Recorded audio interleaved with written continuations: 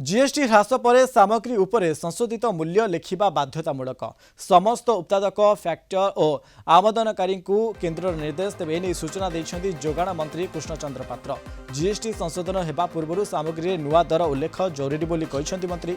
ह्रास पाई जीएसटी अनुसार दर लागू होगा आवश्यक अटे। चलित वर्ष डिसेम्बर शेष सुधा निर्देशनामा लागू हो पुराणा मूल्य को न लिभाई ता पाखरे नुआ मूल्य उल्लेख रहिबो। चलित वर्ष डिसेम्बर शेष सुधा किंबा स्टॉक शेष हेबा जाए उक्त निर्देशनामा लागू हेबो। केस रे जीएसटी मध्य पूरा नील कर दिया गला। ये बहुत बड़ स्वागत योग्य पदक्षेप। निश्चित भाव में स्टिकरिंग हम जोड़ा नील से तो पूरा नील हो गला। बहुत गुड़े जिनस नील हो गला। मेडिसिन फैक्सीन ऊपर पूरा नील हो गला।